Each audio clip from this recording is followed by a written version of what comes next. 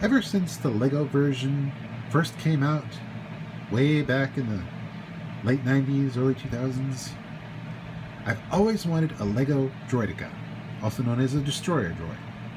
And now I have it.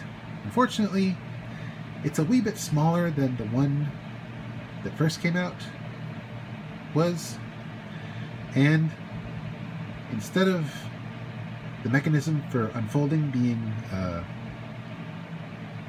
automatic as you rolled it, this one, not quite. It's a little more manual. Let's get a good look at this thing. In wheel form, it's actually pretty accurate. But in order to display the legs, they have to be pulled out and put back in, which I will do with this jump cut. Now, I know you can't see me, but you can at least hear me. I'm pulling out the legs.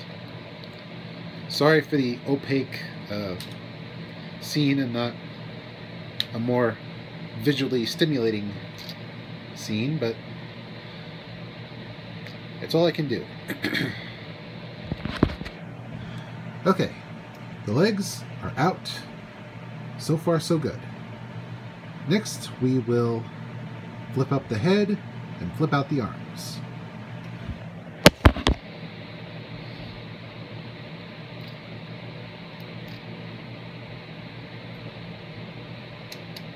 Okay, so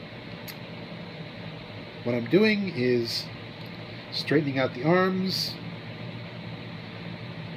and flipping up the head so the Droideka can be displayed in all its glory. And look at that. Look how intimidating it is. It's basically a gun platform that can walk, which ironically the US government is trying to do. Only it's got 4 legs instead of 3 and a flamethrower instead of blasters. Though personally, my money's on the Droideka because it has a personal shield generator,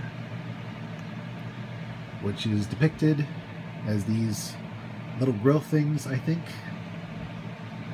At least that's my headcanon. And speaking of cannon, look at that. Twin machines of destruction. Mounted in a way that allows for easy maneuverability. And not 1, not 2, but 3 eyes. So it can see in multiple forms and target easily. And yet one was still taken out by Jar Jar Binks. Well, that's embarrassing. I mean, when you first see them, they're unbelievably intimidating.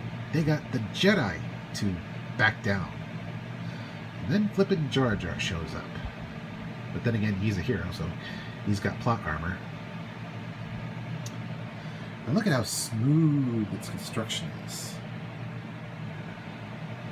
I mean, even without the guns, it's just intimidating.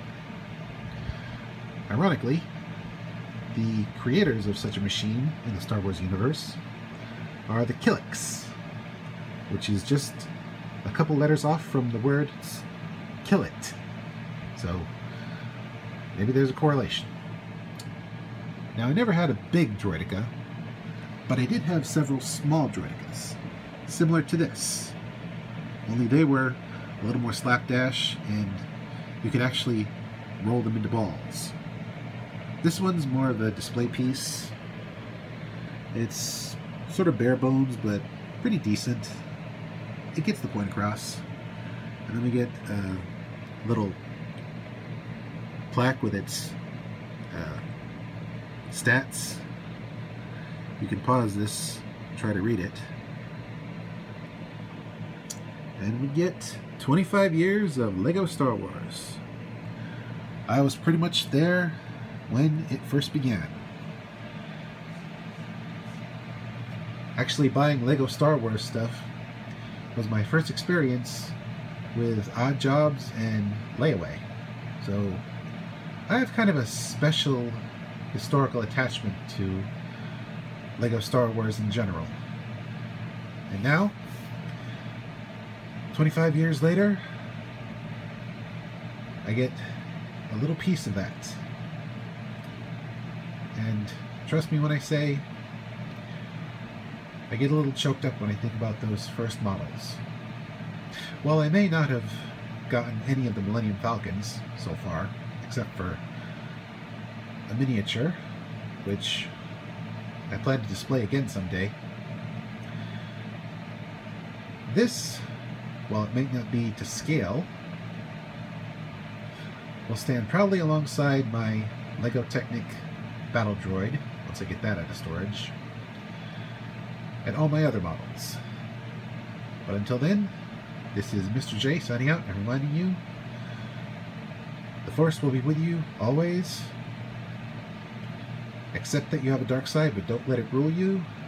And despite pesky Gungans, Droidekas are still awesome.